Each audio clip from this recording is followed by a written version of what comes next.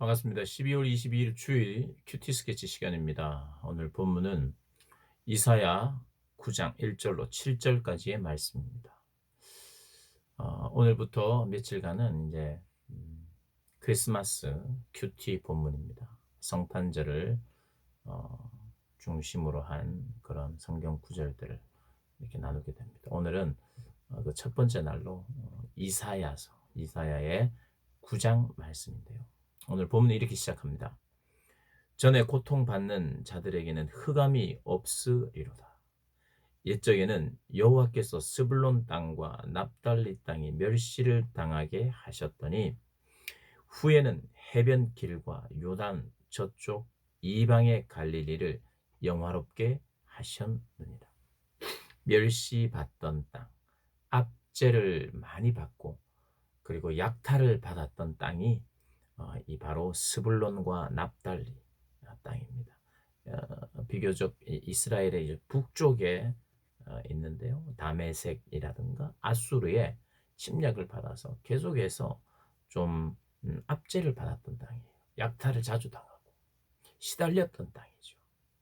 근데 이 땅에 이 압제가 없어지도록 또 그들을 약탈했던 그들이 정복당하도록 그렇게 이렇게 표현하고 있어요. 큰 빛이 비추어졌다는 거예요. 그들에게 희망과 소망이 생겼죠. 그 예수님이 이 땅에 마치 오시는 것이 바로 소외되고 가난하고 압제당하고 핍박당하고 또 약탈을 당했던 그 땅에 빛이 되는 것처럼 이 세상에 어두운 세상에 빛이 되시는 분으로 오신다는 그 이야기를 이 구약 선지자를 통해서 예수님의 어떠한 모습을 지금 표현하고 있습니다. 이것은 사실 신약의 성경 기자들을 통해서 이 본문이 인용되면서 이 본문의 해석을 하고 있어요. 그러니까 성경 이 스스로 해석을 하는 부분이에요. 어, 이게 왜 예수님을 상징하느냐, 예수님을 가리키느냐? 신약의 성령의 감동으로 말미암아 그렇게 성경을 적었던 신약 기자들이, 성경 기자들이 해석을 하고 있어요. 그런데 이 땅에 기쁨이 생기는데 빛이 비춰져서 기쁨이 생기는데 그 기쁨은 사람들이 인생을 살면서 가장 보람 있는 일, 가장 기쁜 일로 지금 비유를 하고 있습니다. 무엇으로 비유를 하느냐? 2절에 흑암에 행하던 백성이 큰 빛을 보고 사망의 그늘진 땅에 거주하던 자들에게 빛이 비치도다 하고 나서 3절에 주께서 이 나라를 장성하게 하시며 그 즐거움을 더하게 하셨으므로 추수하는 즐거움, 땀을 흘려서 곡식을 심어서 그것을 다 추수했어요. 예전에는 그것을 추수했는데 기뻐할 듯 할 때 약탈을 당해버렸는데 추수하고 기뻐하고 소유하고 기뻐하고 땀 흘린 보람을 얻어 기뻐하는 그 기쁨. 여러분 그냥 어떤 사람들이 막 재밌는 코미디 프로 막 하면서 웃긴 거, 그 웃겨서 즐거운 것과 오랜 기간 동안 정성을 들이고 때로는 땀을 흘리고 때로는 또 피를 흘리기도 하면서 일을 하고 열매를 탁 맺을 때의 그 감격. 그것은 참 뭐랄까요? 즐거움이지만 그냥 놀아서 게임해서 가진 그런 즐거움이 아니에요. 마음 깊숙한 곳에서부터 오는 쉽게 사라지지 아니하는 기쁨과 즐거움을 말하는 것입니다. 우리 학생들로 치면 오랜 시간 동안 내가 준비하고 또 계획하고 또 그 계획대로 실행하고 그렇게 해서 공부를 하고 또 소기의 목적을 달성하기도 하고 좋은 성적을 얻었을 때 이 기쁨이 쉽게 가지가 않잖아요. 묵직한 기쁨. 참 그 즐거움이 나를 주장하는 그래서 사람이 넉넉하고 여유 있는 그죠. 그리고 우리는 저도 그렇고 우리가 전쟁을 해서 탈취물, 전리품을 취하는 기쁨은 아직 경험해 보진 않았어요. 그런데 전쟁은 굉장히 중요하고 그 전쟁은 우리의 생사를 우리나라가 먹히느냐 또 우리가 먹느냐의 문제죠. 그래서 전쟁을 할 때 여러 가지들이 생기는 전리품 그것을 수확한 전쟁도 나름대로 땀을 흘리고 피를 흘린 거 아니겠어요? 땀과 피를 흘려 쟁취한 그 승리, 그 승리를 기쁘는 승리의 기쁨을 누리는 것 중에 하나가 전쟁을 하고 그 전리품을 취하는 기쁨이에요. 그만큼 기쁘다는 거예요. 왜요? 빛이 비쳤어요. 소망이 생겼어요. 큰 빛이 생겨서 기뻤는데 그 기쁨이 이 정도로 넘쳤는데 그 기쁨의 이유가 뭔지 이제 4절부터 소개하고 있어요. 크게 세 가지로 나눌 수 있는데 첫 번째는 이 기쁨의 이유는 그 압제자의 막대기를 주께서 꺾으셨기 때문이라는 거예요. 그 꺾으셨는데 미디안의 날과 같이 꺾으셨다는 거예요. 미디안의 날이 뭐냐면 사사시대의 기드온이 사사로 주님께 부름을 받고 압제당하고 약탈당하고 힘들어하는 미디안에 의해서 힘들게 살아가는 이스라엘 백성들을 구원하시는 도구가 기드온이었어요. 기드온도 그에게 큰 힘과 능력이 있어서 이긴 게 아니고 이스라엘 백성들에게 큰 힘과 능력이 있어서 갑자기 이긴 게 아니에요. 늘 약탈당하다가 그냥 하루아침에 그냥 완전한 승리를 했다는 것은 그것은 하나님이 개입했고 그것은 하나님이 일하신 거예요. 이 미디안의 날이라는 것은 하나님이 직접 개입해서 하나님이 그 전쟁을 승리로 가져다 주셨다. 서로 싸우게 하고 놀래서 도망가게 하고 이 기드온의 승리는 하나님이 승리하게 하신 승리다. 미디안의 날이라는 것은 그겁니다. 그러니 이게 뭘 말하느냐? 해방을 말하는 거예요. 해방. 압제자들로부터 해방시켜 주셨기 때문에 기뻐했다. 두 번째는 5절에 어지러이 싸우는 군인들의 신과 피 묻은 겉옷이 이제는 불에 다 태워진다. 전쟁이 없다는 뜻입니다. 이제 군인들의 피가 없고 군인들의 겉옷이 없고 그 군인들의 신이 없는 무장했던 군인이 무장 해제하고 이제 군복이 없다 이겁니다. 군복 우리나라의 군복도 이게 뭐라고 합니까? 이게 어, 눈에 잘 띄지 않도록 하는 그런 풀밭에서 전쟁을 하고 이럴 때 눈에 잘 띄지 않는 그러한 변색 예. 그런 어떤 그 색으로 하잖아요. 그 이유가 왜냐하면 싸워서 이기려고.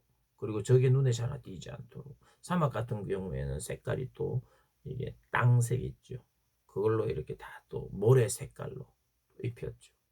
또 흰 눈이 오는 곳에는 또 어, 흰 군복을 입고 눈에 잘 띄지 않도록. 그게 다 전쟁을 하려고 하는 노력입니다. 근데 그런 노력들이 다 사라지고 그런 긴장들이 다 사라지고 여러분 저도 그 전쟁의 긴장이라는 걸 잘 모르는 세대예요. 여러분은 우리 고등부 학생들은 더더욱 모르겠죠. 그래도 군 생활을 하면서 전쟁의 긴장 이런 것을 또 간접적으로 경험하긴 하지만 실제로 전쟁으로 말미암아 내 주변의 사람들이 죽어나가는 것을 보거나 전쟁의 긴장감이라는 것을 잘 모릅니다만 실제로 전쟁의 긴장감은 굉장한 스트레스를 줄 거예요. 당장 내가 잠을 자도 제대로 못 잘 거예요. 막 포탄이 떨어지고 총알이 날아가고 날아오고 할 때 언제 쳐들어올지 모르는 이 전쟁의 긴장감, 극도의 스트레스. 군복이 사라진다 이겁니다. 무장 해제된다 이거예요. 그러니 얼마나 기쁘겠어요.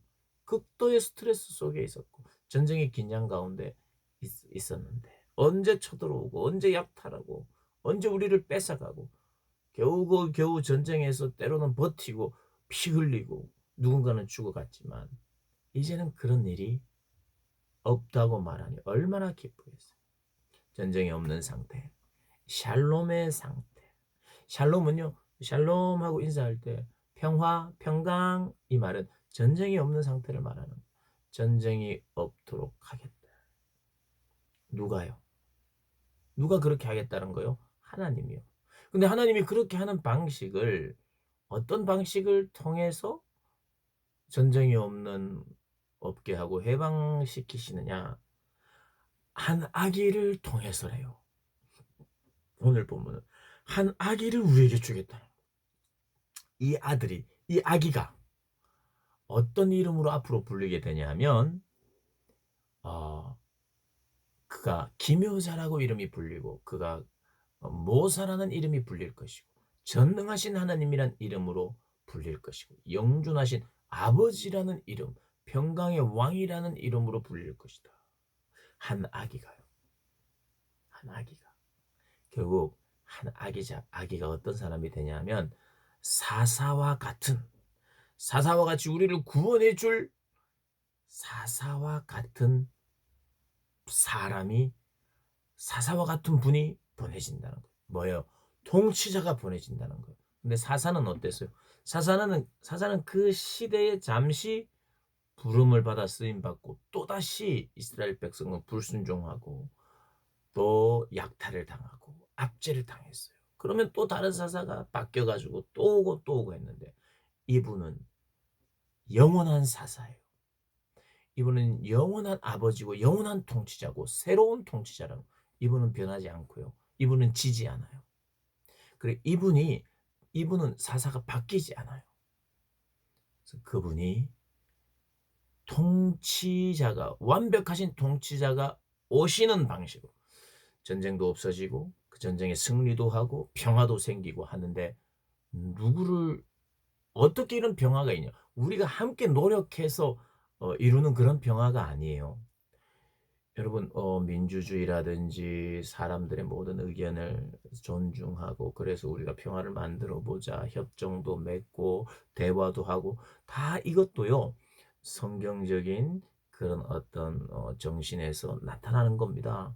서로 존중하고 대화하고 또 서로 조금씩 양보하면서 평화를 이루어가는 것이 또 하나님이 그런 손길이 하나님의 그런 그 손길들이 이 세계 안에 나라 안에 분명히 있습니다. 그러니까 어느 정도의 전쟁은 있으나 어느 정도의 평화를 하나님이 허락하시는 거예요. 그러나 성경이 말하는 가장 중요한 평화는요. 반드시 완벽한 통치자를 통해서입니다. 한 분을 통해서 이루어지는 거예요. 다수의 많은 생각들과 그들의 어떤 지혜로 말미암지 않아요. 한 분의 지혜, 한 분의 완전한 정의롭고 공의로운 통치자. 그분은 어떤 분이냐? 전능하신 용사이십니다. 전능하신 하나님이요. 여기서 말하는 전능하신 하나님은 전능하셔서 천한 만물을 창조하시는 그런 어떤 거에 대한 강조점보다는 물론 전능하심 안에는 못하는 것이 없다는 거예요. 그런데 전능하심, 오늘 본문이 말하는 전능하심은 용사의 의미입니다. 용사로서 통치하시고 다스리고 승리하시는 분이라는 거예요. 그리고 그분은 영원하신 분이라는 거예요. 그래 통치자가 오는 방식으로 구원이 이루어집니다. 그러니까 한 분이 우리 인생 가운데 오셔야 되는 거예요. 이런 게 굉장히 중요한 거예요. 내가 내 생에 더러운 때도 있고 뭐 막힌 것도 있고 이게 막힌 게 다 처리가 되고 내가 또 회개하고 정신도 차리고 그래서 내가 이렇게 살면 내가 좀 더 나은 삶을 살고 구원을 받은 삶을 살리라 이런 게 아니고요. 한 분이 반드시 내 인생 가운데 오셔야 되고 그분이 영원토록 나와 함께 하셔야 돼요. 임마누엘 하셔야 돼요. 그러니까 한 분을 초청하는 거예요. 내 인생 가운데.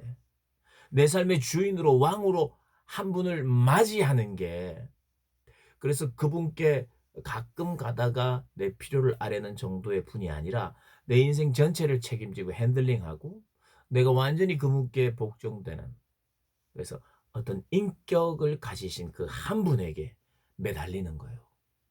그리고 나뿐만 아니라 이 모든 이 세계를 그 한 분이 다스리고 통치하시는 그러니까 구원이요. 그래서 내가 주님을 영접해야 되는 거예요. 우리 주님을 영접합시다 이런 말 나오잖아요. 왜? 우리의 구원은 한 분을 통해서거든요. 아기 예수로 오신 그분이 영존하신 아버지로 불릴 그분, 평강의 왕으로 불릴 완벽한 통치자로 불릴 그분을 그 인격을 완전히 받아들임으로 우리의 구원이 그리고 그분은 통치자로 계속 계셔야 돼요. 그래서 우리의 기도는 그 통치자를 이미 오셨어요. 아기로 오셨고 동정님 마리아에게 나셔서 죽으시고 부활하신 예수님 승천하시고 이제는 다시 오실 예수님 그분이 우리의 온전한 통치자입니다. 구원자예요. 그 구원자를 오늘도 바라고 또 그분을 알아가고 그분을 경험하는 그런 여러분들이 되시기를 주님의 이름으로 축복합니다.